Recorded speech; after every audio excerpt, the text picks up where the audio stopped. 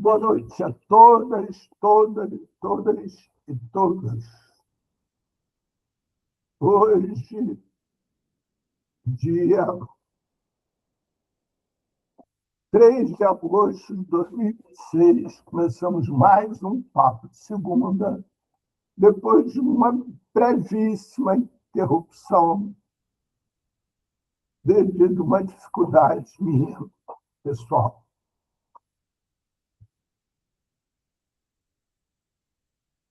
Espera aí. Ok.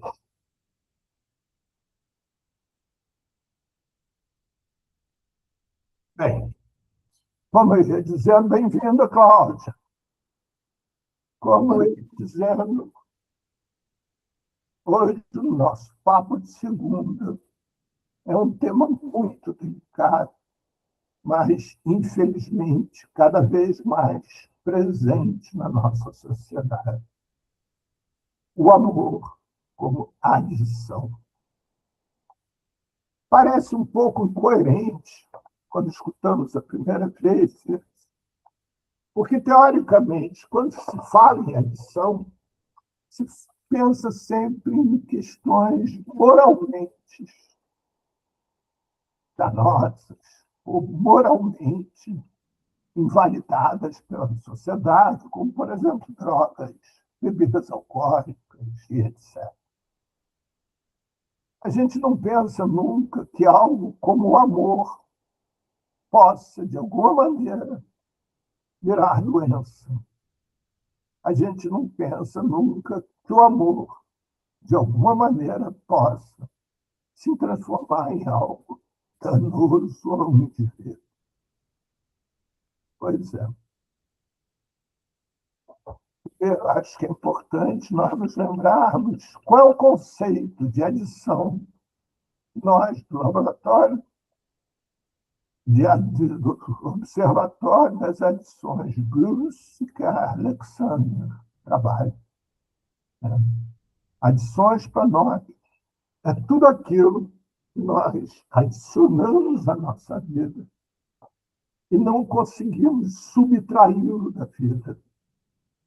E aí temos que pedir auxílio a terceiros. Vou dar aquele velho exemplo que eu sempre dou, que simplifica muito as coisas, mas também facilita a compreensão. Suponhamos que você quebre a sua perna. Ao quebrar a perna, você vai ter que imobilizar a sua perna. Sua perna vai ficar imobilizada um período. E para você poder se locomover, você passa a usar uma bengala. Então, você adiciona essa bengala à sua vida cotidiana. Passou o tempo, você vai retirar aquela imobilização para continuar se locomovendo, você vai continuar precisando da bengala, até que você recupere o seu movimento espontâneo sem a bengala. E, normalmente, para você recuperar esse movimento e poder subtrair a bengala de sua vida, você precisa de um profissional, de um fisioterapeuta, de tal maneira que possa você reaprender a andar adequadamente. Então, isso. A bengala se transforma em uma adição à medida em que eu uso a bengala, quero retirá-la da minha vida, eu consigo. Então, adicto é todo aquele que se identifica como tal. Não é o terceiro que vai identificá-lo como adicto. É ele próprio que se identifica como adicto. Vamos a um outro exemplo que também é bastante corriqueiro. Suponha que uma pessoa tenha todo Natal, ele tenha que beber até ficar bêbado. Ele não consegue passar o Natal sem tomar um porre. Chega um determinado momento que ele quer parar de beber no Natal, mas não consegue. Ele é um adicto. embora só beba uma vez por ano, no Natal, mas se ele deseja parar de beber e não consegue, é sinal que ele é um adicto. Agora vamos para o outro lado disso. Sigmund Freud. Esse, de alguma maneira, nos chamou a atenção para o inconsciente, etc., etc., né? E contribuiu enormemente para estruturar toda a psicologia. De acordo com um livro escrito, no qual participou da escrita sua própria filha, Freud cheirava cocaína.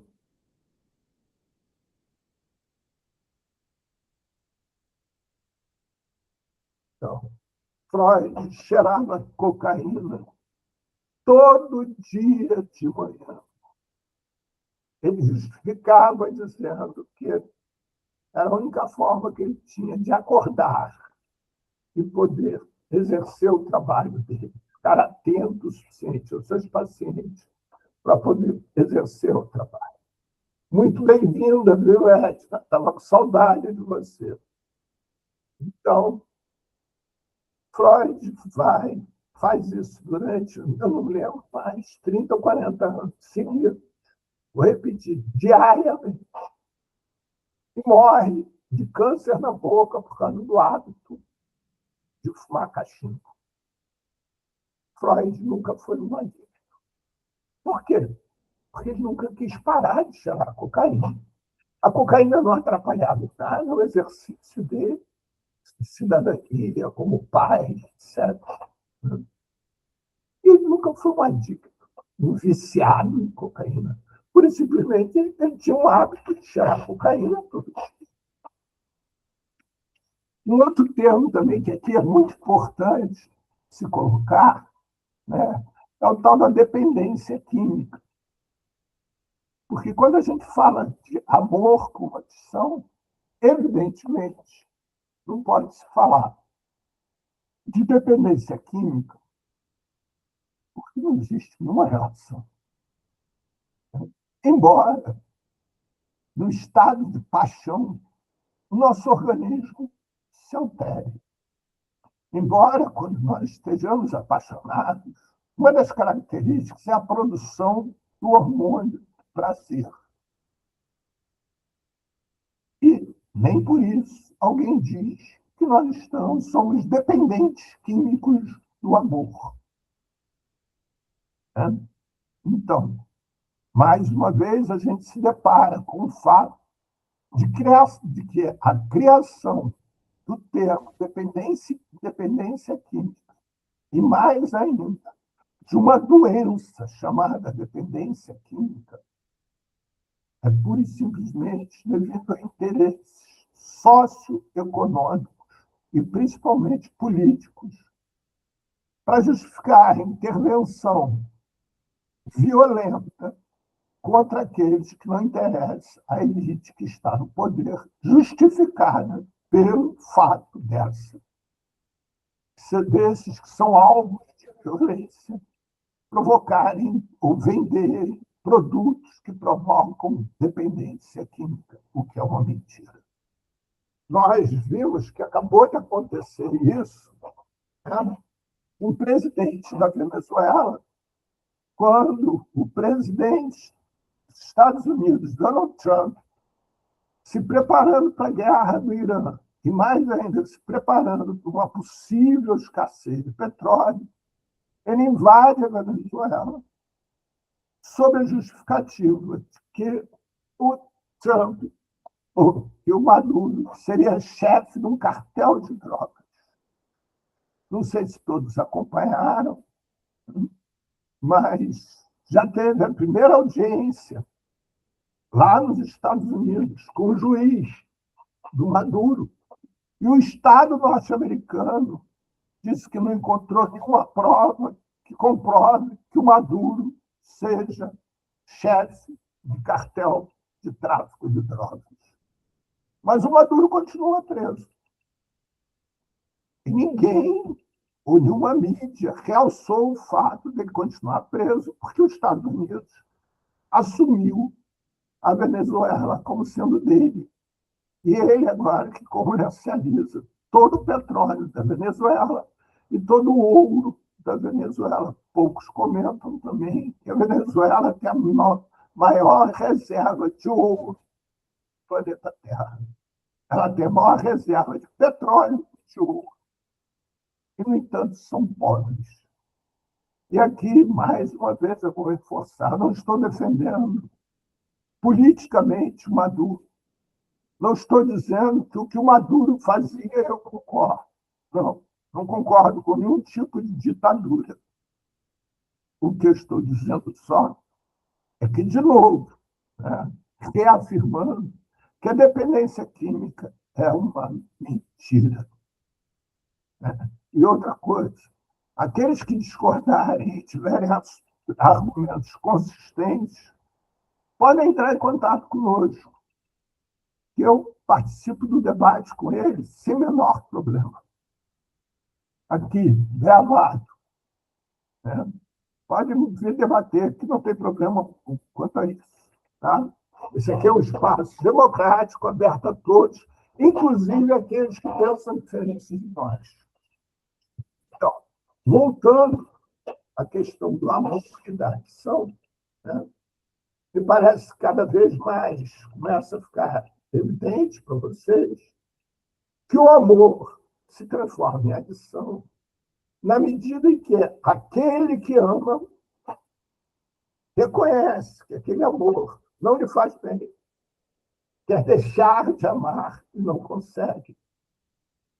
Então, atualmente se usa o termo amor tóxico. Né? A pessoa acaba se transformando dependente daquele sentimento e dependente daquele ser para o qual o sentimento é dirigido, a ponto de, muitas vezes, cometerem, por exemplo, isso é comum, cada vez mais comum, infelizmente, homens que cometem feminicídio, matam suas companheiras ou suas ex-companheiras, quando elas não querem mais ficar com ele, seja namorada, seja noiva, seja esposa. Porque eles não suportam, pura e simplesmente, a dor de viver sem aquela pessoa. Então, o amor se transforma em algo danoso, numa redição. Toda vez que aquele que ama identifica naquele sentimento dele algo que lhe faz mal, e ele não consegue se livrar. Outra relação que é extremamente comum é da relação de pai e filho. Muitas vezes, os pais se sentem na obrigação de continuar mantendo uma relação com aquele filho pelo por simplesmente fato do filho ser geneticamente deles. Mas o sentimento de amor já acabou há algum tempo. O sentimento de prazer de estar na companhia já acabou há algum tempo.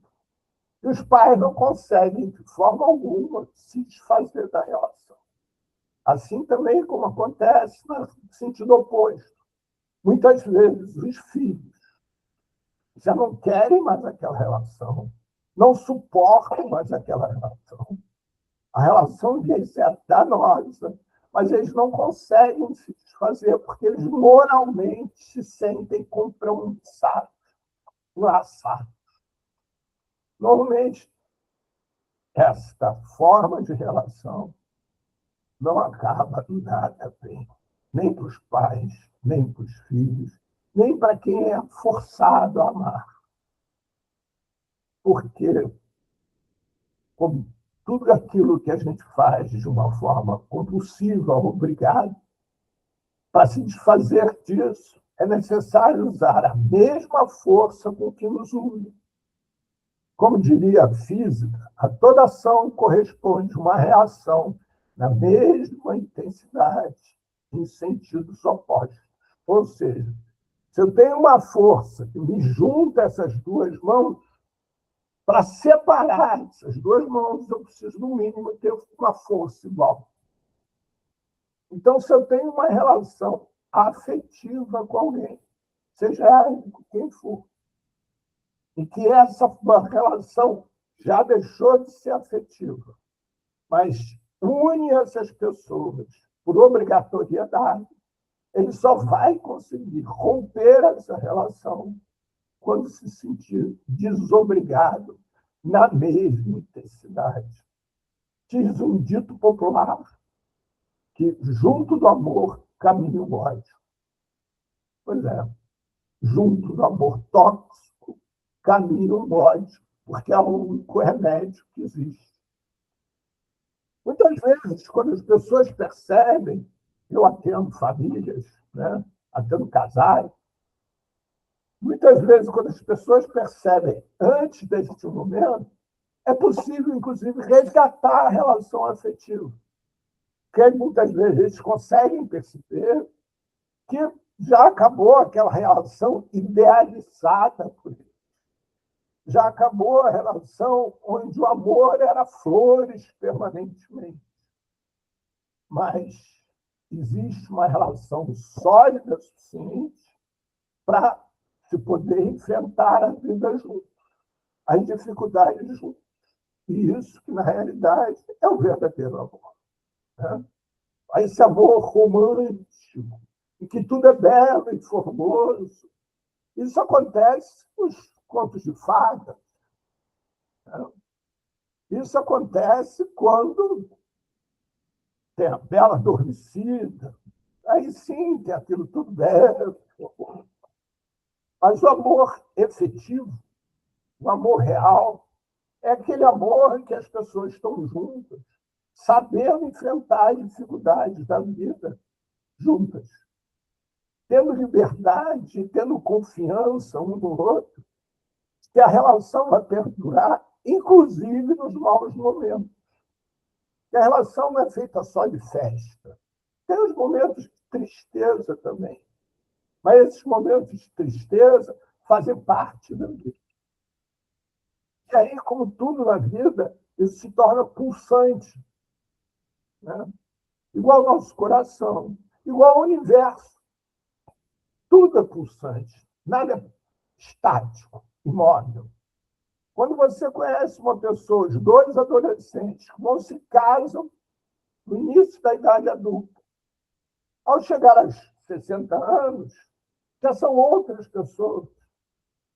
Para poder estar presente naquela relação, é necessário que se criem novas relações entre as mesmas pessoas, de tal maneira que essa relação suporte a nova realidade.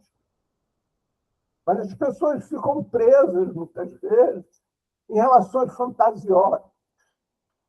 E nessas relações fantasiosas, o amor acaba se diluindo. E, ao se diluir, ele se transforma em algo tóxico.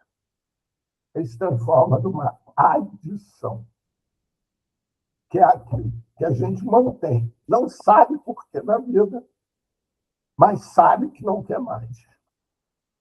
É muito difícil. E é mais difícil ainda nessa sociedade que estabelece que o amor tem que ser eterno, quando a gente percebe que o amor mudou de qualidade. Ou seja, umas vezes você tem uma relação entre o pai e filhos em que, naquela relação, até um determinado momento, o que predomina é o pai como provedor. Chega um determinado momento que esse pai já não precisa mais ser provedor. Ele pode ser só amigo, companheiro, qualquer outra coisa. Mas esses integrantes não sabem fazer a transformação para educar, criar uma nova relação. Não se educam para isso. Né? Isso é mais comum ainda com mulheres que aprendem na vida a ser mãe e não conseguem se desfazer do papel de mãe, seja com o marido, seja no trabalho, seja em tudo. E quando ela se depara com o fato de que ela não tem mais ninguém para cuidar, mais ninguém para maternar, ela se sente frustrada e deprime. Ou, por exemplo, quando muitas mulheres entram na menopausa, elas perdem a vontade de ter relações eróticas. Porque a relação erótica, se ela está na menopausa, já não é mais para procriar, ela só dedicada ao prazer. E ela não sente permissão de ter uma relação só dedicada ao prazer. Isso, segundo o dito popular, é coisa de puta, prostituta, não de uma senhora digna. O que é um equívoco enorme, né? Até mesmo para os religiosos, que vocês que acreditam que Deus criou de tudo, se Deus quisesse que a relação erótica fosse algo sofrível, ele tinha feito ela sofrível. Se ele fez prazerosa, é sinal que, para vocês que acreditam em Deus, é para se viver o máximo de prazer. É a forma de vocês dizerem obrigado a Deus, é usufruírem do que ele deu a vocês, e não se privarem vocês do que receberam dele. Imagina você dar um presente no dia do aniversário do seu filho, e seu filho pegar aquele presente, jogar de lado e não cruzar. Você vai ficar frustrado. Né? Pense nisso. O seu Deus, que teve o trabalho de criar esse lindo universo para nós, e você não usufrui dele, imaginando que Deus não gostaria que você tivesse prazer exatamente com a sua companheira ou com o seu companheiro, em que ele fez tudo para isso. Né? Nossos corpos se encaixam, nossas formas se completam, nossos organismos, inclusive, se completam na diferença, por isso somos diferentes. É para a possibilidade de, enquanto a mãe está grávida, com dificuldade de locomoção, o homem poder se locomover para prover. É só um presente de Deus, para quem acredita nele. Então, voltando ao amor como adição, ele se torna adição toda vez que ele se torna obrigação. Deixa de existir o prazer, deixa de existir a cumplicidade, a solidariedade, a admiração, tudo aquilo que faz parte, né, desse sentimento tão lindo e tão único. O remédio do amor como adição é você poder resgatar a cumplicidade consigo mesmo. E nessa cumplicidade consigo mesmo, poder conversar com seu parceiro ou parceira, se assim for possível, para descobrir em qual forma de relação é possível para vocês existir o amor. Então, se eu quero criar um tubarão, eu não posso querer criar um tubarão dentro de um aquário de vidro. Muitas vezes acontece do amor entre o marido e a mulher determinado, mas determinado para aquela relação afetiva de marido e mulher. Mas ele pode existir brevemente, pode existir todo o afeto possível, se os dois se permitirem se tornarem amigos, cada um for levar sua vida independentemente, e terem novos amores, outros amores. E os dois originários permanecerem como amigos, que é o lugar que eles cabem naquele momento. Às vezes, as pessoas, ao envelhecerem, ao passarem muito tempo juntos, toda a relação afetiva que existia entre o casal é transformada numa relação de irmão. Ou seja, existe muito afeto entre eles, mas não existe mais o desejo erótico. O erotismo todo fica de lado. Né? O corriqueiro nessa hora é se justificar a mudança do perfil corporal, né, com a idade e o desinteresse por causa disso. O homem ainda tem a permissão de procurar prostíbulos, etc. A mulher nem isso. A mulher tem que se castrar, tem que ignorar qualquer sentimento do gênero e passar a atribuir a menopausa todas as suas variações hormonais. Você perceber que não. Muitas vezes, não. Muitas vezes ela está com tesão mesmo. Os calores são oriundos do tesão. Só que ela não tem mais possibilidade sequer de reconhecer isso, porque não tem como extravasar. Ela não tem mais a permissão de ter essa relação. E aí esse amor que ela mantém com esse companheiro dela de muitos anos se transforma numa adição, porque a coloca numa cadeia, numa prisão, onde ela pouco lhe permite e ela sofre por causa disso. Então, recordando, adição é tudo aquilo que a gente adiciona à nossa vida e depois quer retirá-lo e não consegue. Qualquer coisa, de qualquer forma, pode virar uma adição. O amor materno, amor paterno, amor entre o casal, amor entre irmãos. Se isso se transformar numa prisão para essa relação. Vamos lembrar algo que eu já falei aqui, faço questão de reafirmar. Se essa prisão é uma prisão feita por paredes muito fortes, para destruir essas paredes, será necessário usar uma força equivalente, o que acaba sendo destrutivo para todos. E, às vezes, extremamente trágico, se transformando em morte, se transformando em lesões, em coisas muito, muito ruins. Pois não, Alexandre, pode falar. Alexandre?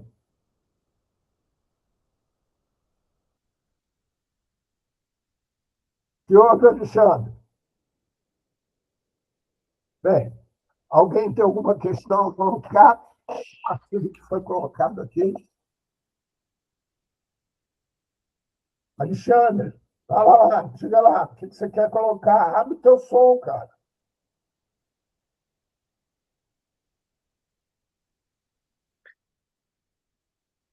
Ô, Paulo, Oi? se a gente fosse como abelhas e zangões, não precisaria padre. Mas não é. Estaria resolvido os problemas da vida. Alguns. Se criaria outros, certamente, Alexandre. Inclusive o problema do padre, que seria operária. É isso mesmo. É verdade. Paulo, É. desculpa a brincadeira. Não, pode ser verdade. Ah, eu conheço uma pessoa que ela foi casada e uma relação muito conflituosa. O marido, médico, usuário de cocaína, chegou no ponto que ele, com meia dúzia de filhos espalhados pelo Brasil, e chegou no ponto que ela teve que colocar uma lei Maria da Penha nele. Um médico. Da... E outra situação. Uma conhecida minha que ela está sofrendo bastante, e ela é usuária de substâncias e está em tratamento psiquiátrico também. E, e no fim ela começou um relacionamento e a impressão que eu tenho é que os relacionamentos dela é bem complicado. Até que ponto essa questão das pessoas que têm um vício, elas também têm um relacionamento complicado? Qual é essa correlação que você quer dizer? É isso, É. Paulo?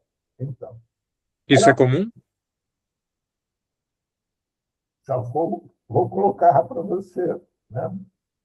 Assim, nós nos relacionamos, procuramos nos relacionar sempre com pessoas semelhantes. Né? Primeiro, o ser humano é um ser agregador, é um ser que não sabe viver solitário. Não é à toa que 60% da população do planeta Terra vive em cidades. Então, isso é um sinal da necessidade que a gente tem de estar perto. Né? Nós vivemos costumeiramente em cidades e edifícios, para aglutinar mais ainda. Mas, dentro desse processo de aglutinação, ao olharmos para trás, nós vamos ver que nós somos constituídos e são aquilo de nós que é preponderante para termos mobilidade através das pernas e dos braços. Facilitar com que nós nos caminhemos e nós nos locomovemos para onde estamos e caminhemos, e nesse caminhar possamos interagir, seja com os olhos, e com nossos sentidos, seja com os braços também. Então, nós somos seres, né, absolutamente sociais. Prender o ser humano num lugar, seja ele qual for, né, é fazer com que esse ser humano vá acumulando essa energia que ele produz em excesso, exatamente para se locomover, de tal maneira que chega um momento que ele perde o controle. Esse controle, essa perda de controle, normalmente acontece em explosões essas que são normalmente expressas através de atos violentos, seja contra um indivíduo, contra uma pessoa, ou seja contra algo à sua volta. Então, quando se tem um casamento, que esse casamento opera como uma prisão para ambos, a saída da prisão tem que ser forte o suficiente para romper a corrente que liga essas pessoas, com que as determina que fiquem juntas. E, normalmente, isso acaba sendo sinal de ódio, acaba sendo mais manifestado, né, de uma forma violenta. Por outro lado, em paralelo a tudo isso, o uso de substâncias psicoativas ele é caracterizado muito fortemente pelo efeito que cada substância provoca. Então, por exemplo, o ópio. O ópio é fumado e ele causa uma letargia, um aumento de sensibilidade muito grande, porém uma letargia absurda. As pessoas ficam letárgicas com a fala, assim, o movimento, assim, o mundo gira devagarzinho. A cocaína, por outro lado, ela produz uma profusão de hormônios da gente, de tudo, que nos acelera muito. Por isso, é usado, né, em regiões altas dos Alpes, onde tem baixo oxigênio, exatamente para que o organismo acelerado ele consiga absorver mais oxigênio do meio ambiente. Então, dependendo do tipo de substância que as pessoas usem, né, essas substâncias vão provocar uma reação orgânica. Essa reação orgânica normalmente tem uma afinidade com o projeto de vida do usuário. Então, normalmente, o usuário de cocaína é aquele que tem uma ambição muito grande, deseja fazer, ser algo em que ele não se sente habilitado. Então, ele usa a cocaína de tal maneira para se sentir mais forte, mais poderoso e poder enfrentar o desafio mais poderoso. Eu não estou dando uma regra, eu estou só dando um exemplo para poder responder a pergunta do Alexandre. Né? Eu estou citando casos, né, para poder responder a pergunta do Alexandre. Acontece que, por exemplo, quando um indivíduo, né, usa cocaína, o seu organismo vai começar a gastar o que ele tem de reserva de energia, inclusive orgânica. O usuário de cocaína com frequência é uma pessoa magra, porque consome toda a gordura que ele tem nesses momentos, que ele precisa de mais energia. E aí, o que acontece com isso? A hora que acaba o efeito da cocaína, ele está sem reserva. Como ele está sem reserva, ele entra em baixa energia, depressão, tristeza, depressão e por aí vai. Né? Então, ele vive nesses altos e baixos. Se ele parar a cocaína, ele vai continuar nos altos e baixos. Esses altos e baixos passam a ser o normal dele. Assim, para todos nós é o normal. Só que o dele, a frequência é menor, mais rápido. Então, você pega uma relação, onde essa relação já é uma relação adicta, ou seja, danosa para aqueles que constroem e participam da relação. E ainda coloca nessa relação o usuário de uma substância, que essa substância provoca nele, naturalmente, um efeito temporário, que durante esse efeito temporário, ele consegue produzir coisas além do limite dele, isso, com frequência, causa desastres, muitos desastres, violência de todo tipo. Violência física, violência moral, violência afetiva, violência de gênero, todos os tipos. Não é que a pessoa, ao usar uma substância, ou seja, ser adicta pelo uso da substância, ela vai ser adicta em tudo na vida. Não, não é assim.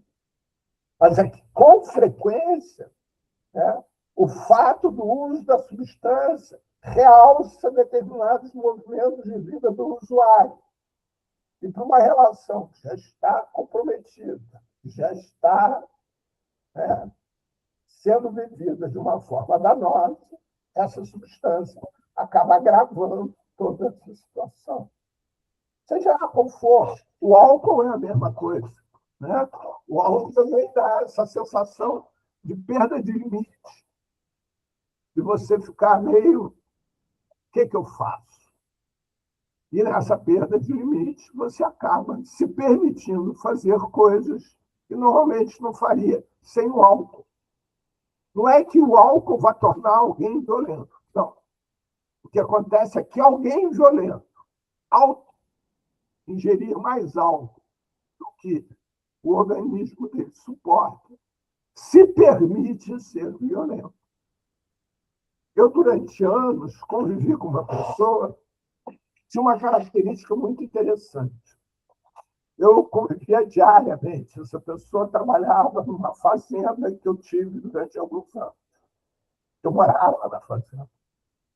Ele, normalmente, era uma pessoa calada, puta. Ele falava com os olhos e com a cabeça. Você começava a conversar com ele, ele começava a olhar na direção, você podia ver que a resposta estava no olhar dele. Ou então balançava a cabeça, concordava, se discordava. Mas ele era difícil de falar alguma palavra. Logo que eu conheci, eu comecei a achar que ele era mudo. Descobri que ele não era mudo, ele conversando com a mulher dele. Bem, essa pessoa, depois de beber 1 litro de cachaça, não é ficção, aconteceu isso várias, inúmeras vezes comigo. A gente está sentado, conversando, e ele bebendo cachaça. Quando acabava 1 litro de cachaça, essa pessoa começava a falar que ninguém interrompia mais ele. Porque ele falava de uma tal maneira e não adiantava. Assim, de novo, aconteceu comigo, por exemplo, me dá vontade de ir ao banheiro. Quando eu voltava do banheiro, ele ainda estava falando. Não tinha parado de falar. Tinha ficado sozinho falando. Aí, no dia seguinte, voltava aí, quieto, mudo e calado. Então, não é porque essa pessoa, o álcool transformava ele em uma pessoa faladora, né? E falasse muito. Não. Ele tinha muito para falar, mas não tinha permissão de falar. O álcool, pura e simplesmente, ele dava permissão de falar. Então, quando ele começava a falar, ele não parava mais. Né? Essa fazenda era perto de uma comunidade onde esse caseiro, que eu gostava muito dele, é uma ótima pessoa, né? Tinha algumas características absolutamente peculiares, mas que tinham essa comunidade, ele tinha sido criado junto da comunidade, na comunidade. E ali tinham muitos amigos de infância dele. Todos eles conviviam desde muito pequeno. E uma das brincadeiras prediletas deles era deixar essa pessoa. Às vezes eles davam intencionalmente um litro de cachaça para ele beber. E aí, quando ele estivesse começando a falar, alguém fazia a pergunta dele para ele contar as bagunças que eles faziam enquanto criança. Todo mundo ria muito, muito, porque ele contava tudo nos menores detalhes, os banhos de rio, as caçadas e não sei o quê. Tudo, tudo. Tinha uma memória fantástica. No dia seguinte, estava ele muito de novo. Então, isso, né? Esse silêncio dele era uma adição dele, que ele não conseguia se livrar, né? Só se livrava com a ajuda do álcool. Respondi a você, Alexandre?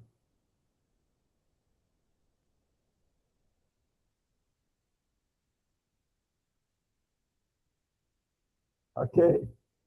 Cláudia, tem alguma questão?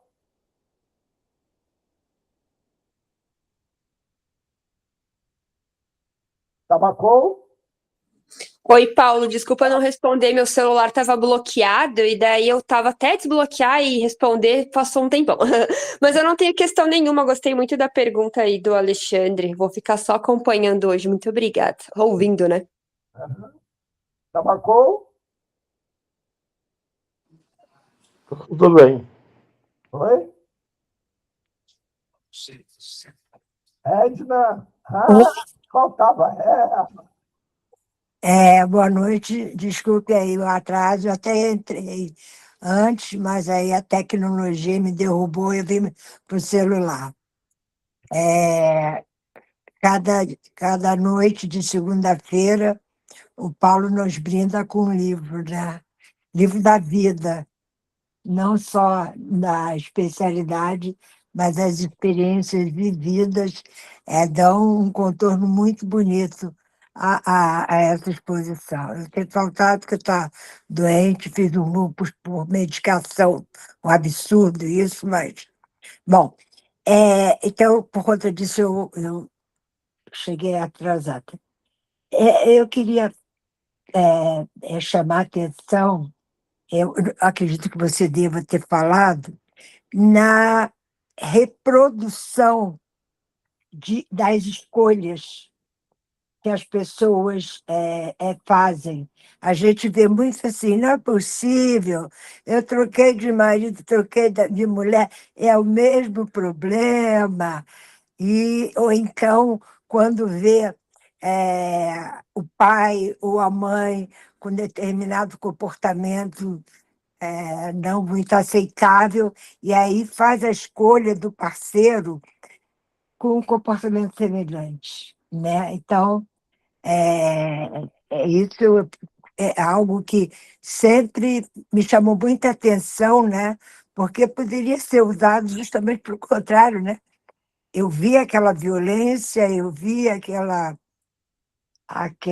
dependência, então eu não quero isso, então eu vou procurar ou encontrar uma pessoa que não seja dessa maneira. E com muita frequência, né, você vai dar escolha, né, de uma muito, muito parecida.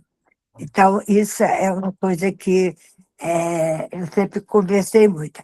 A outra coisa, Paulo, isso aí eu peguei você já falando, é é o mito do amor romântico. Eu acho que com toda a evolução, acho que já melhorou muito. Eu tenho uma netinha de 12 anos e o Pedrinho tem 12, mas a gente vê nos livros já e tal, essa desmistificação desse amor romântico. Mas ainda tem muito ainda. E aí o que acontece? Você entra numa relação, você não vai evoluir igual o outro. As tuas oportunidades serão diferentes do outro. Aí cria-se a diferença. Mas aí tem o mito do amor romântico, que tem que dar beijo 24 horas, transar 25 horas, não sei o que e tal. Então, eu acho que isso a gente fala assim, não, porque eu aceito ele do jeito que ele é. Duvido. A gente vai tentar antes trazer essa pessoa para ajudar a gente, depois vai aceitar do jeito que ele é. Então, esse exercício a gente precisa aprender cedo. Muitas vezes, você só vai aprender depois de casar, ou depois de separar. É isso aí. Isso sim. Eu queria fazer uma observação, essa foi muito interessante colocação, que é o seguinte: o que hoje nós denominamos como amor? Né? Para muitos, o amor se confunde com a necessidade. E acontece, né, que esse amor que é definido. Espera aí, eu penso aqui. Bem, mas esse amor que acaba sendo confundido com a necessidade, muitas vezes o vínculo não é construído no lugar do prazer, em cima do prazer, mas em cima da doença. É algo como se você imaginasse que uma das pessoas do casal não pudesse ver e o outro não pudesse falar. E aí os dois se unem e passam a ser uma pessoa, né, que vê e fala. Mas, ao mesmo tempo, se elas se separarem, elas se retornam para os seus lugares de origem, onde um não vê e o outro não fala. Então, eles acabam criando uma relação social, né, que é uma relação social de dependência, não é uma relação social de afeto. É uma relação de necessidade, não de prazer. O que tem uma enorme diferença nisso, embora seja extremamente difícil de ser percebido. Porque se eu me levanto, se eu estou sentado em um lugar e me levanto para outro lugar, existem duas hipóteses diferentes. A primeira hipótese é que naquele lugar que eu estava, existia algo me incomodando. Então, eu fui procurar outro lugar que não tivesse o mesmo incômodo. A outra hipótese é eu estava sentado num lugar muito confortável, mas percebi que o outro lugar pode ser melhor ainda. Então, eu fui em busca do prazer. E a relação afetiva, principalmente quando a gente pensa numa relação amorosa, que nessa nossa sociedade patriarcal, possessiva, destrutiva, né, ela se transforma, tem que se transformar numa relação de necessidade e não de prazer, porque o prazer é proibido. Então, o que acaba acontecendo? Essa relação ela nasce em cima da doença. Ela não nasce em cima do prazer. Ela não nasce em cima de duas pessoas que se unem para se potencializarem e poderem se sentir mais livres ainda para percorrer cada um o seu caminho, percorrer cada um a sua vontade, a sua necessidade, com a certeza que existe no outro alguém que lhe acolhe, alguém que lhe ama, independente de quem ele seja ou de como ele seja. É só alguém que lhe ama.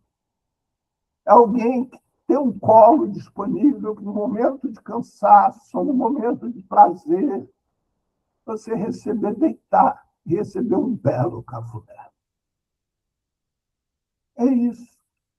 Então, é necessário que a gente esteja permanentemente atento para que a gente não crie um vínculo em cima da necessidade, porque isso se transforma em prisão, gente. Isso não se transforma em liberdade. Isso não se transforma em prazer. Isso é prisão. É necessário que aquele que não vê aprenda a perceber o mundo e ver o mundo sem seus olhos. Viva sem os olhos. Tenha prazer de viver sem os olhos. Aquele que não fale, aprenda a se expressar e se relacionar sem saber falar. Mas, quando esses dois estão juntos, se acrescenta à vida deles a possibilidade da existência do um e do outro.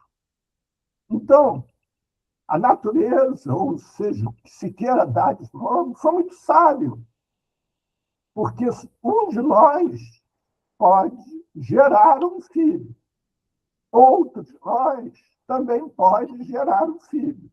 Só que o filho não acontece se nós dois não estivermos juntos. Isso é uma união de fato. Isso é uma união saudável em todos os sentidos. Porque eu sou capaz de fazer minhas coisas. A minha parceira é capaz de fazer as coisas dela. Mas a gente tem mais prazer, tem mais sentido, mais significado quando nós dois fazemos as nossas coisas. Isso tem mais sentido quando o fato de eu estar com alguém me torna mais livre. Eu me permito efetivamente viver, querer, estar no mundo. E não aquele que, ao se unir, transforma a sua relação numa prisão, onde a gente conhece tudo aquilo que é proibido, mas não o que é permitido, o que é prazeroso. Com o tempo, isso vai se esgotando, chega uma hora que ou alguém ali, ou normalmente o casal, acaba se consumindo de tal maneira que deixa de existir como casal. Ou chega um momento que, para o rompimento, tem que ser algo violento, como aquilo que nos une. Ou seja, nós temos que ter a capacidade de destruir a prisão que nos prende. E, normalmente, essa prisão que nos prende é identificada no outro, e não na nossa carência, e não na nossa dificuldade de vivermos sem os olhos, ou sem a capacidade de falar. Então, isso que a Edna nos chama a atenção de amor romântico é um amor que foi criado, né, na saída da Idade Média, principalmente com o surgimento da Revolução Industrial, onde existia uma necessidade de povoamento da terra para termos empregados para as fábricas. Isso primeiro surge lá na Revolução Francesa, quando Rousseau percebe que as terras que Napoleão estavam conquistando só se tornariam francesas de fato se fossem habitadas por franceses, que levassem a cultura francesa até lá. Que as armas poderiam invadir, poderiam derrotar os inimigos, mas jamais transformar os inimigos em franceses. Então, pela primeira vez na história da humanidade, a mulher passa a ter uma função efetiva na sociedade, ser mãe. Até ali, a maternidade era vista como um símbolo do pecado. E nessa sociedade, obviamente, não estou falando de todo o planeta Terra, porque na Austrália é diferente, na América do Sul está diferente. Eu estou falando do berço que gera essa sociedade judaico-cristã, capitalista, autoritária, né, invejosa, e etc. Então, nesta civilização, surge essa história, né, do amor. Foi aí que surge, para vocês saberem, o instinto da maternidade, que é criado junto com salário família. Porque até aquele momento, o índice de mortalidade dos filhos, dos bebês, era de 80%. Então, o que acontecia? A mulher da nobreza, né, ou dos burgueses, ficava grávida, ela era trancada no quarto quando começava a aparecer o sinal da gravidez, para que ninguém percebesse que ela estava grávida e tinha pecado. Lá ficava até parir. Quando pariu, o filho dela, que era arrancado dos braços dela, entregue a uma ama de leite. Essa ama de leite levava o filho embora. Só retornaria ao seu lar aos 5 anos de idade. E ele era apresentado ao chefe da família. O chefe da família diria se ele iria permanecer na família ou não. Então, o primeiro homem tinha que permanecer para ser o herdeiro. O segundo homem tinha que permanecer para pertencer ao exército. O terceiro homem, à igreja. E as mulheres sugeriam, a partir daí, para aumentar as alianças políticas, se casarem com vizinhos, etc, etc. Ali não existia amor romântico. Ali o que existia eram necessidades para serem cobertas pelos seres humanos. Para os camponeses, os filhos nada mais eram do que mão de obra de graça. Então, quanto mais filhos uma família tivesse, mais pessoas estariam trabalhando na terra para poder produzir. Adilson, já, assim que eu terminar. Então, para poderem produzir. E, de novo, né, os filhos eram vendidos pelos camponeses. Se outro alguém tinha terras e precisava de mão de obra, então eram vendidos, pura e simplesmente.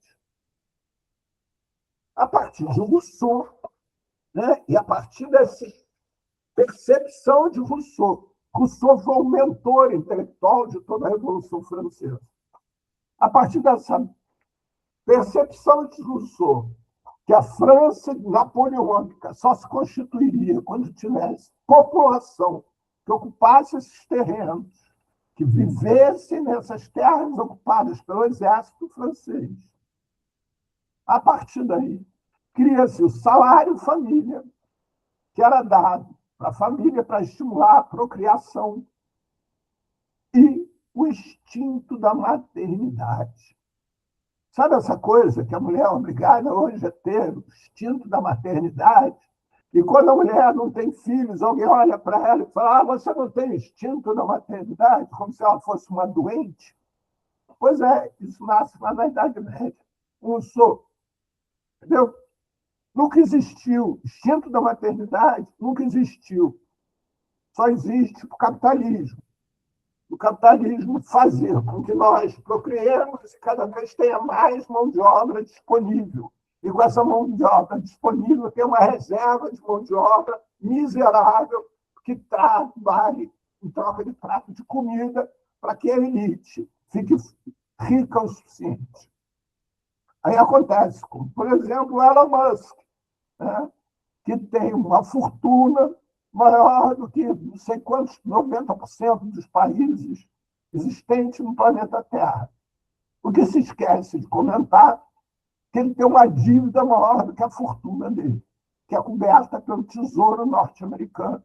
Porque o Elon Musk hoje se transformou num símbolo, o símbolo do que o capitalismo está certo, que basta você trabalhar e você vai ficar rico.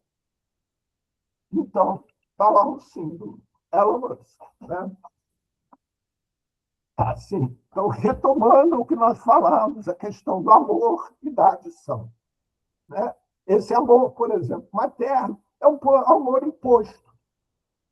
Ainda bem que as mulheres hoje elas estão se dando ao direito de ter relações afetivas, onde nessas relações afetivas elas têm a possibilidade de escolha da maternidade ou não. Ela tem a possibilidade de escolha, inclusive, de escolher o gênero do seu companheiro ou da sua companheira. Né? Porque ela tem a autonomia conquistada com muita dor, muito sofrimento e muito heroísmo das próprias mulheres para poder dizer quem ela quer ser, como ela quer ser e onde ela quer ser. E aí sim ela passa a ter uma autoestima suficiente, de tal maneira que ela possa escolher quem ela quer amar, como ela quer amar e de que forma ela quer amar. E aí o amor deixa de ser tóxico, deixa de ser uma adição, para ser um prazer, para fortalecer e poder possibilitar com que essa dupla de pessoas, ou como muitas famílias atualmente se constituem poligâmicas, né?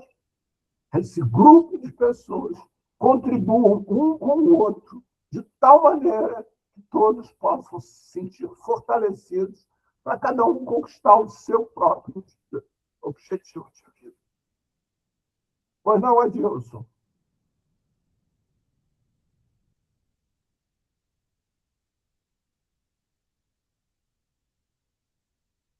Adilson? Oi, eu estava me localizando. Boa noite para todas, para todos e todos. Sou Adilson, estou falando aqui de São Paulo, capital da Zona Leste. Eu copiei o link e coloquei lá do tema, né, sobre os termos pejorativos que é utilizados pelos conservadores e por parte maior da sociedade sobre as pessoas usuárias de drogas lícitas e ilícitas, né? Que é todos aqueles termos pejorativos. Eu vi que no plano nacional de política sobre drogas, agora no governo atual federal mudou, né? Esse colocou TB, né? TB está usando essa nomenclatura para quebrar esses estigmas que é utilizado muito pela sociedade conservadora. Aí era bom a gente dar uma visitada no plano, nas siglas que estão utilizando agora, mais pelo campo da esquerda. Deixa aí agora, eu vou falar uma coisa que é com relação a essa questão de classes e dominante. Vocês viram, né, um documentário da Sputnik falando sobre as famílias. Ele faz um apanhado histórico bem interessante, né, da Europa, no Brasil, né, falando das famílias que controlam o Brasil. Tem um outro homem que ele está falando, eu até estava vendo ele hoje falando num podcast. Wilson, olha só, você observou que hoje o tema é o amor como adição. Isso, eu vi, mas lá no texto está falando das nomenclaturas pejorativas, né, que são pejorativas. Sim. O que isso tem a ver com amor como adição? Então, você acabou falando aí um monte de coisas sobre dominância de poder, né? Inclusive falou do Napoleão e das formas de famílias conservadoras para ocupar lugar. Tem a ver, né? Porque para alguém casar, né, é tudo em torno desse conceito de amor, que é um conceito amplíssimo, né? Hoje, sempre foi um conceito amplo, e muita gente e muitas pessoas não se aprofunda muito, né, no conceito de amor. E você também falou hoje da liberdade dos tipos de família para a mulher, e não é só para a mulher, para homem também. Sim. Então, eu busquei isso, o conceito de amor, né, e de família, mas na perspectiva mais liberal e não conservadora. Eu também busquei nas bases conservadoras, com base na Bíblia, nas Bíblias, né, que não é a Bíblia, são nas Bíblias.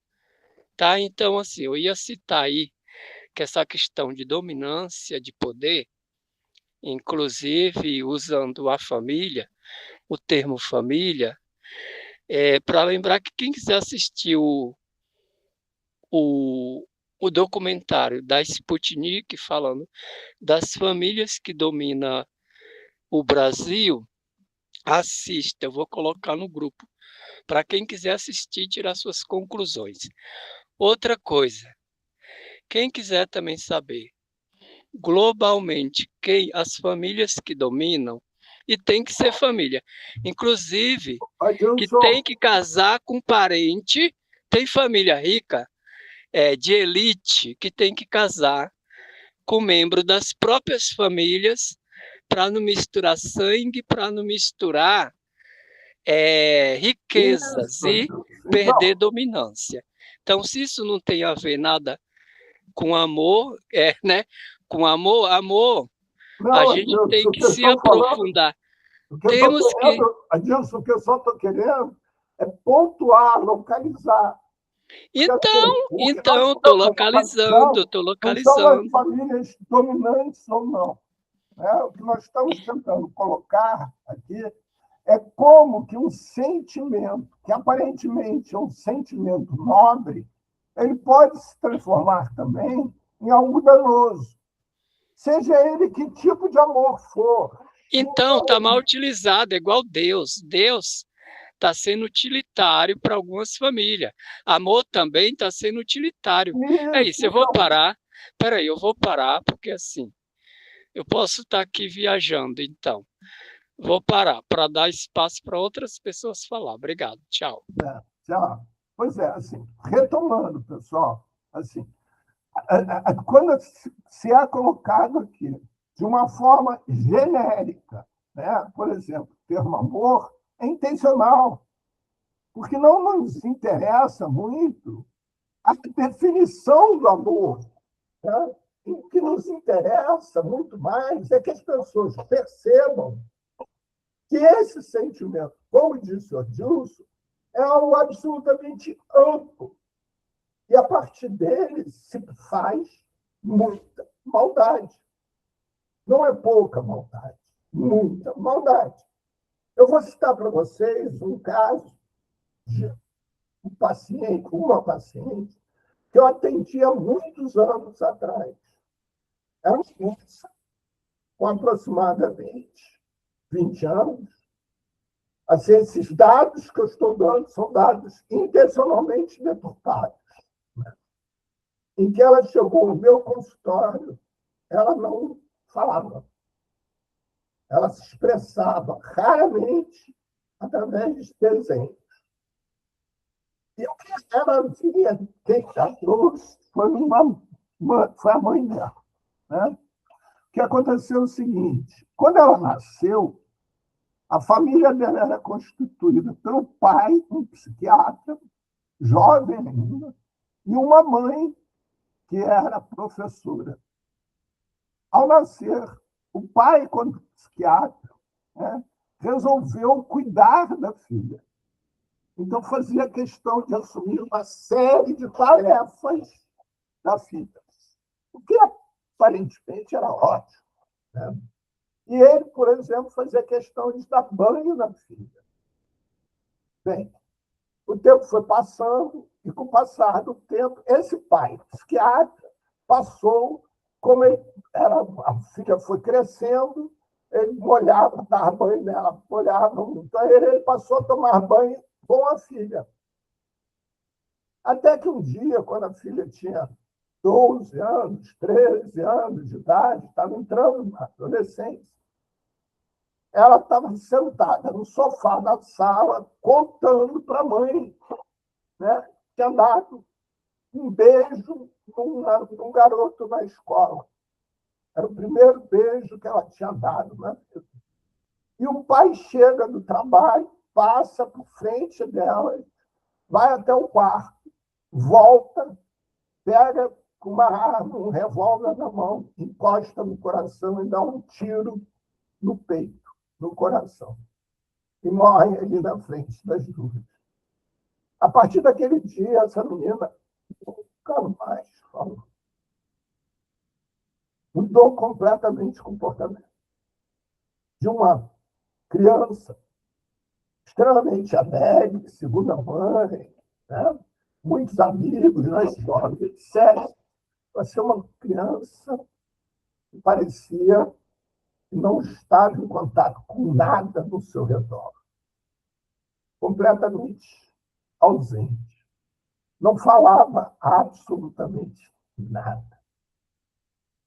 E ela era atendida por um amigo meu, grande amigo meu, que chegou um determinado momento do trabalho e não sabia o que fazer mais. E aí pediu para eu atendê-la para trocar informações com ele. E nesse processo, eu fui começando a encontrar algumas pequenas aberturas que eu observava no olhar dela. Eu comecei a observar que ela, com o olhar, que normalmente é um olhar meio catatônico, meio fixado em um determinado ponto, ela tinha um acompanhamento no olhar. E comecei a perceber que esse olhar se intensificava quando a mãe saía do consultório. E aí eu conversei isso com a mãe, fazia parte do contrato. Tem uma sessão que eu atendia as duas juntas, outra que eu atendia só a mãe, e aí passou a fazer parte do contrato, eu atender uma vez por semana só a filha. E sem a mãe, a menina começou a se expressar. Ela começou a expressar facialmente, com os olhos, cada vez mais.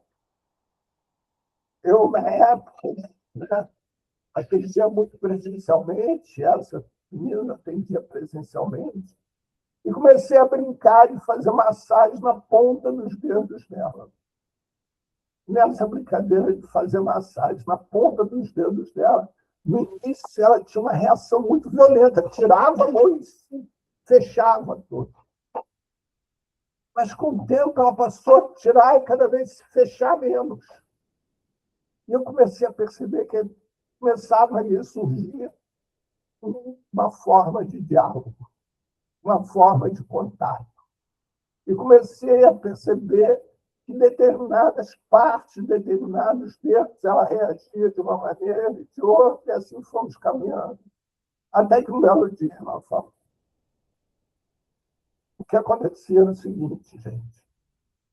Esse pai, quando tomava banho com a filha, começou a ter brincadeiras com a filha libidinosas, sendo que a principal delas era sexo oral. E ele comentava sempre com ela que aquilo ela não podia comentar com ninguém. Porque se um dia ela comentasse com alguém, ele se mataria. Certamente, quando ele passou por frente das duas e viu ela falando de um beijo, ele deve ter imaginado que esse era o beijo deles. Ela estava contando para a mãe sobre ele e se matou. E a criança se calou. Então, certamente esse pai amava essa filha. Certamente essa pessoa era uma pessoa afetiva. Mas a forma ela viveu o afeto é destrutiva. Um outro caso que me veio à cabeça, né, que eu vou também dividir com vocês, eu trabalhei durante um ano dentro de presídios. Durante um ano dentro de presídios e um ano fora dos presídios com os ingressos. E tinha dentro de um presídio que eu ia com muita frequência um pastor que era, obviamente, evangélico, isso na década de 80, né? E que era chofer de táxi. E ele tinha não vou dizer por hábito, mas praticava com alguma frequência estuprar as suas passageiras. E sabe qual era o motivo disso tudo? Era porque ele se acreditava que era o emissário de Deus. E tinha como missão mostrar para as mulheres que era bom ter relação sexual e procriar, como manda a Bíblia. Crescei-vos e multiplicai-vos, se lembra? Pois é. E como tal, ele, por amor, quando ele achava que a passageira dele não tinha relação sexual ou não gostava de ter, ele as estuprava para mostrar como era bom. É amor, gente. Ele fazia isso por amor. Então, repetindo, como disse o Adilson, né, essa palavra é extremamente ampla. Resta saber se a forma de amar é adequada para aquela relação, para aquelas pessoas que compõem a relação. Se a gente pensar que um casamento perfeito de um sádico é com um masoquista, está tudo certo. Agora, um casamento perfeito não é entre dois sádicos, ou entre dois masoquistas. O que significa a cultura, né, ou o significado que as palavras têm dentro da cultura, não são absolutos. Cada um de nós acaba dando o seu próprio significado dentro da relação. O importante é nós estarmos atentos para que, se aquela relação que nós estamos vivendo é algo que vai de encontro ao nosso desejo, à nossa vontade de viver. Tem gente, por exemplo, que gosta e vive uma vida inteira no celibato. Né? Eu estudei em colégio de padre, conheci muitos padres que jamais conheceram a relação erótica. E viviam muito bem. Eu não consigo me imaginar dessa forma. Então, a adição não é algo que possa ter uma definição absolutista. Que se possa dizer assim, não, o fulano consome muito não sei o quê, e, portanto, é um adicto. Não. Né? O fulano é obeso e, portanto, é um adicto. Não. Pode ser que esse fulano obeso, obesidade mórbida, goste de comer, queira comer, é um direito que ele tem. Nós, aqui no Observatório, no mundo inteiro, quando vocês escutarem falar de alguém do Observatório, saiba que nós não trabalhamos com a perspectiva da abstinência. Nós trabalhamos com a perspectiva da autonomia.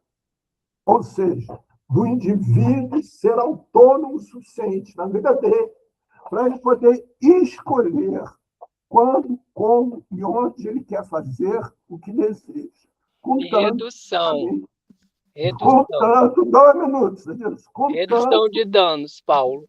Contanto que isso não provoque danos a terceiro. Redução de danos, Adilson, é para quem acredita que existe uma forma perfeita de se viver. Né? Eu não acredito numa forma perfeita de se viver. Eu acredito que cada um é responsável por si, cada um tem autonomia, que é capaz de conquistar, e cada um pode viver da forma que ele acha que lhe é adequado. Entendeu? Eu prefiro usar o termo ampliação de vida e não redução de danos. A redução de danos é algo restritivo.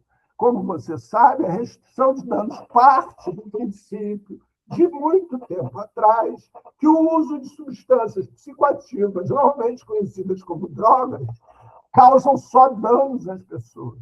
Não, não causam só danos, isso é mentira. Causam muitos benefícios. Cada vez mais tem sido usado de novo na psiquiatria. Né? A maconha, por exemplo, já foi uma droga que era a perdição do mundo. Né? que outra época causava dependência química, hoje é remédio. Cocaína, por exemplo, é usada pelos povos antigos para poderem Os sobreviver. psicodélicos. Isso, psicodélicos, isso. Só se pensar, vamos pensar como é que uma mulher. Isso acontece. Né? Eu tenho uma amiga minha que é parteira na Bolívia, numa cidade, numa comunidade a 3.000 metros de altura. Como é que uma mulher pare parto natural a 3.000 metros de altura? Sem oxigênio, sem nada. Pois é. Então, assim, redução de danos, para mim, é um termo que nós deveríamos evitar de usar. Ampliação de vida, sim. Porque o que se quer, na realidade, é ampliar o horizonte do indivíduo de tal maneira que ele tenha autonomia para poder escolher para onde ele quer ir. Paulo, então tem que mandar uma carta, uma nota para o Conselho Nacional de Droga e para o governo federal, para a própria CET, porque a redução, o departamento lá do Hélito Dias, o ministério do Hélito Dias, porque essa é a menina dos olhos da política, né? E você me falando isso agora... Mas é a menina dos olhos, uma política que eu discordo. Tá, não, é deles, tudo bem, você discordar, tudo bem. Aí mandar o posicionamento... Claro, para todos, isso é uma posição do observatório, da observação. Isso, agora que eu estou sabendo, que bom que você falou, porque eu pensava que também adotava a redução de danos. Aí... Não, nós adotamos ampliação de vida. Isso, legal, bom saber. Então, mais uma coisa que nós estamos aprendendo aqui hoje. Ampliação de vida. O que nós queremos é ampliar a perspectiva de vida e não reduzir qualquer tipo de produto. Tá? Se você pegar, por exemplo, o guitarrista do Rolling Stones, que está com 82 anos, ele já foi viciado em todas as drogas que você possa imaginar. Ele mesmo diz. Né? Tem várias matérias a esse respeito. Está com 82 anos, não tem nenhum efeito colateral. Aliás, estão gravando um disco de inéditas. No ano que vem, vão fazer uma turnê internacional. Mick Jagger, ele, se alguém se lembrar o nome dele, pode falar, que eu esqueço, e o outro que não é o Rolling Stones original. Mas esse específico, que usa uma faixa na cabeça, né? Ele mesmo fala. Ele usou foi viciado em todas as drogas, injetadas, cheiradas. Ele, uma época na vida dele, que ele viajava em busca de novas drogas. Viajou pelo mundo em busca de novas drogas. Então, não existe redução de danos, né, para mim. Pois não, era o Alexandre que queria falar, né? Alexandre, você quer colocar alguma coisa? Sim. Eu acho que foi falado de algumas coisas e para mim faz muito sentido.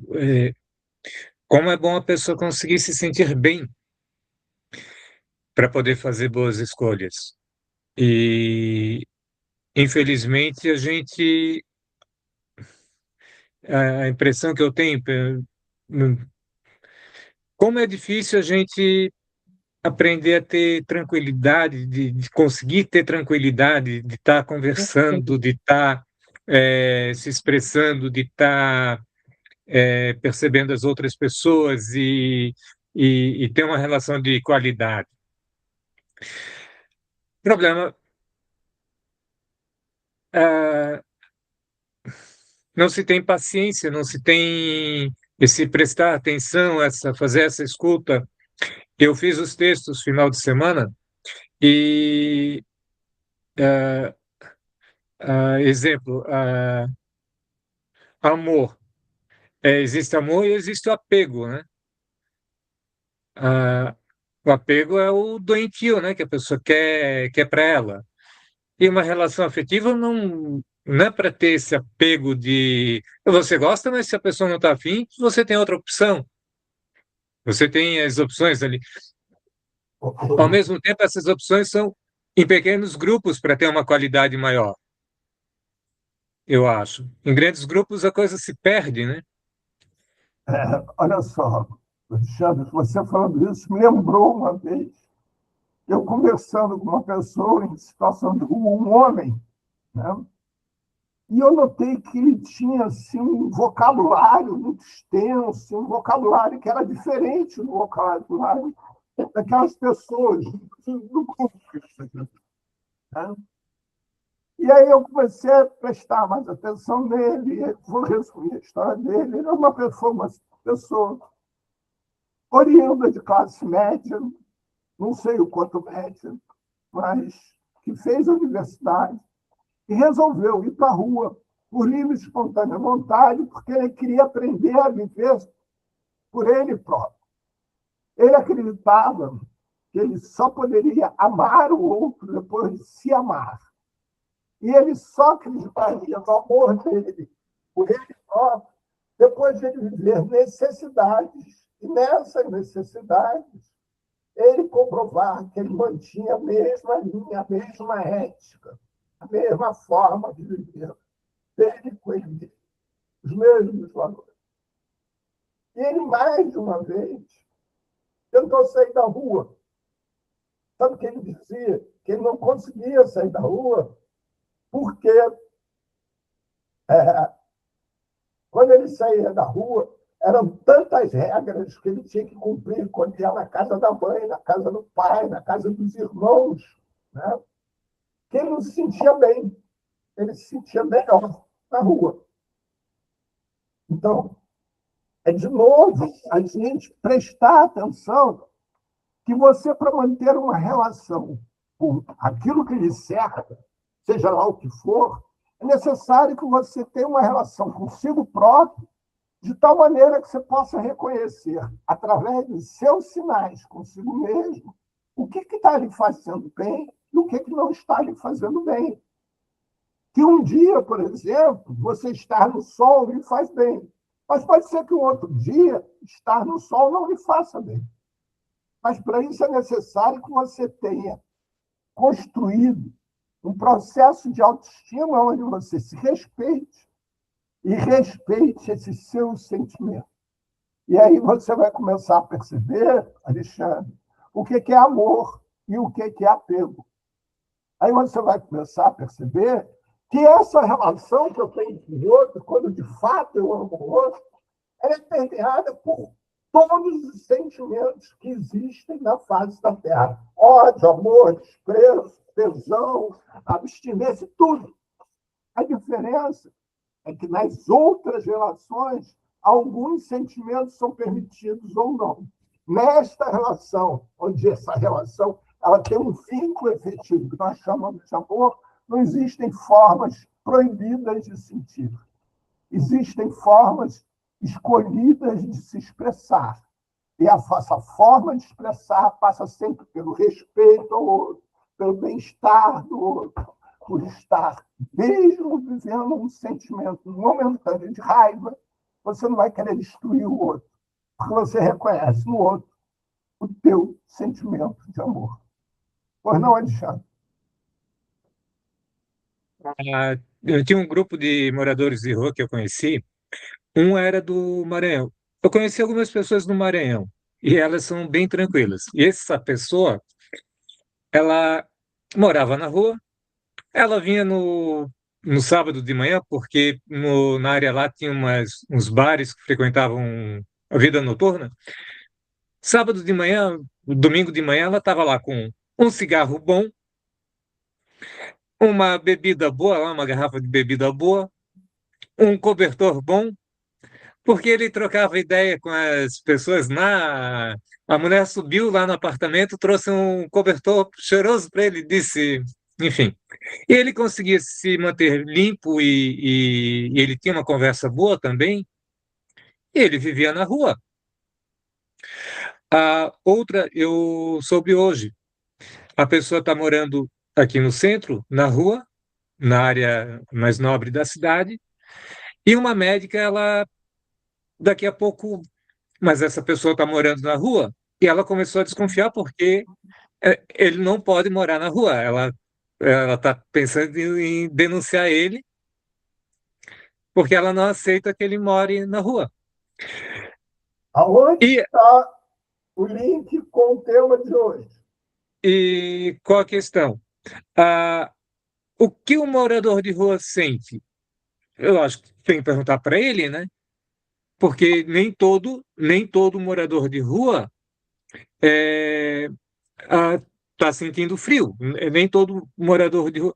O que as pessoas sentem não é aquilo que eu imagino, Sim, né? Entende? Ela está ali, talvez para mim, deve ter todos os desafios dela, mas é ela que sabe o que realmente está se passando ali com ela. sim. Mas a gente quer dizer aquilo é a questão. É, o bom para ela é aquilo que eu quero. Alexandre, olha só, de novo, vamos voltar ao tema central, o amor como adição, né? Sim, Então, esse amor aí que você cita é um amor, Alexandre, que na realidade não é um amor, né? Ele é o sentimento de posse. Então, a partir do sentimento de posse, que é permitido na sociedade, não sei se você sabe, hoje existe na face da Terra mais escravos do que quando a escravidão era legalizada, né? Então, esse sentimento de posse normalmente é estabelecido do homem para a mulher, né? A mulher é um mero objeto que ele possui. Assim como ele possui carro, celular, ele possui uma mulher, né? E que essa mulher representa para ele um status de poder, porque quanto mais bonita ela for, mais desejada vai ser pelos amigos, mais ele vai se sentir poderoso de ser ele o único, teoricamente, que tem aquela mulher ao seu dispor, né? Seja lá por que for, seja lá da forma que for. Esse caso Epstein, né, mostra o quanto, Alexandre, aquela sua pergunta de que aquele que usa drogas tem mais facilidade para ter o amor, né, enquanto adição. Pois é, a gente podia agora fazer a pergunta: aquele que ocupa o poder tem mais facilidade para ser pedófilo? Pois é, tem inúmeras comprovações, filmes, etc., né? Segundo eu vi outro dia, existem 2 milhões de documentos guardados sob sigilo pelo governo norte-americano desse caso Epstein, entre retratos, etc., que demonstram exatamente que ali o amor é algo que nem citado. Temos, por exemplo, o atual presidente dos Estados Unidos, Donald Trump, esse paladino defensor da família, da moral e dos bons costumes, tendo relações com meninas de 13 a 16 anos. Vocês sabem de uma coisa? Vocês sabem quem denunciou tudo isso? Foi uma brasileira que foi raptada em Recife, aos 12 anos de idade, e se transformou numa menina predileta do Epstein. E durante 14 anos, ela foi a menina predileta do Epstein. Até que o Epstein, pela primeira vez, a levou para um passeio em Nova York. Ela conseguiu fugir e denunciar tudo. Vocês sabem que ninguém fala disso? Você sabe que essa mulher que denunciou tudo isso está escondida. Não existe nenhum governo, nem o brasileiro, teoricamente teria a obrigação de protegê-la, de lhe dar salvo-conduto. Não lhe ofereceu. E olha que são todos eles, devem ser, inclusive, religiosos. Todos eles devem amar as suas esposas e as suas famílias. Existe, inclusive, um boato que a esposa do Trump ele conheceu ela através do Epstein.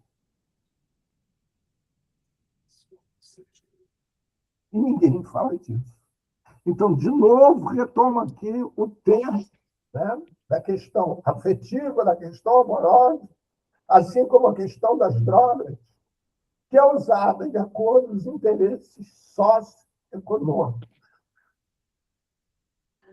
São termos, situações criadas para nos colocar dentro de gaiolas para que outros possam viver felizes. Pois não, Edna?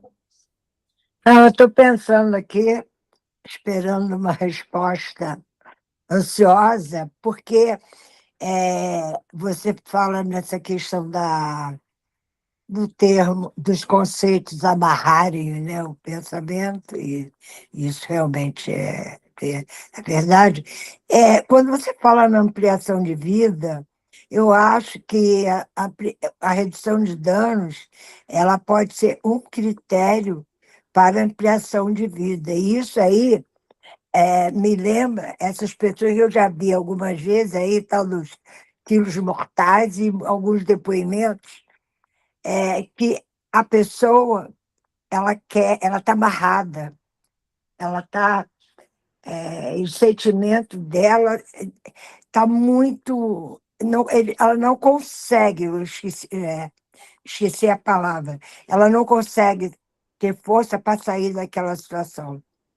Então, eu acho que na hora que você adota uma estratégia de redução de danos, você está ajudando essa pessoa a construir, a, a ter autonomia, porque ela não tem, ela está amarrada. Ela está amarrada na comida, ela está amarrada na droga, ela está amarrada no jogo, está na internet, etc., não consegue. Então, na hora que a gente convida, né, para oferece outras opções, aquela pesquisa lá do Ratinho, né? Você está dando ampliação de vida e você está fazendo uma redução de danos. Olha só, essa sua abordagem, ela abre um espaço de reflexão muito grande. E aí eu proponho que o próximo tema da segunda-feira que vem seja ampliação de vida ou redução de danos. Vamos construir o conceito de ampliação de vida. Oi? Vamos construir alguns escritos sobre ampliação de vida. Pois O conceito é muito fechado. Né? Isso, existem já alguns escritos. Mas vamos lá. Eu proponho, e a todos que virem esse vídeo, estão desde já convidados a virem participar. Né? Por que nós, no Observatório, optamos em todas as línguas, em todos os lugares onde existe alguém presente no grupo, do nosso grupo de estudo, ampliação de vida e não redução de dano. Isso é uma reflexão que a gente vem fazendo há muito tempo.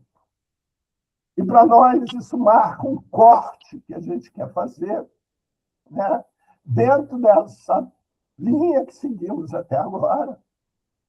E nós queremos, com toda a audição que nos seja permitida e tolerada, né, criar alguns símbolos de marcação de um outro lugar de vida, não deste lugar de vida, onde a humanidade, que é a espécie que habita a face da Terra, tem maior capacidade de interferência no planeta Terra, está construindo um planeta que vai se transformar inabitável para nós mesmos. Então, isso fica para a gente pensar, por exemplo, em termos de planeta Terra, se quando a gente reduz o desmatamento, nós estamos reduzindo danos ou estamos ampliando vida. Se quando uma pessoa está sem beber água, e aí alguém lhe oferece água, ela está ampliando a vida dela ou está reduzindo danos. Até porque, isso eu espero que faça parte do debate segunda-feira que vem, como redução de danos está na moda, tudo virou redução de danos. E, ao mesmo tempo, nada virou redução de danos, porque tudo não existe. E aí tudo é possível. né? É possível subir gente com muito boas intenções, assim como é possível, na prática de redução de danos, de pessoas com péssimas intenções. É possível subir para ir lá de encontro, aqueles pontos mais difíceis de acesso, onde tem concentração de excluídos sociais, que precisam de assistência do Estado, subirem pessoas de boa vontade. Só que no inferno, na porta do inferno, tem uma fila enorme de gente esperando, cheia de boa vontade. O que significa isso, gente? Vocês não acham que está na hora da gente parar para pensar, para estabelecer critério? O que são essas coisas? Você não acha da gente está na hora da gente deixar de ser inconsequente e pensar que quando uma borboleta bate asa na América do Sul, altera os ventos na China? Pois é. Vamos pensar junto? Fica para segunda-feira que vem, nós discutimos, nós refletimos, e assim, convido a todos aqueles que defendem o termo redução de danos. E tem alguns que têm argumentos que eu respeito muito, a vir debater com a gente. O que significa isso? E como significa? E como a gente quer significar? Adilson, tua pergunta vai ficar para segunda-feira que vem. Um forte abraço para todos. Até segunda-feira que vem. Espero que estejamos aqui para discutir ampliação de vida ou redução de danos. Obrigada, boa noite. Tudo de bom para todos. Isso, Boa noite. de todas e todos. Todos, muito todo. Isso. Tchau. Tchau.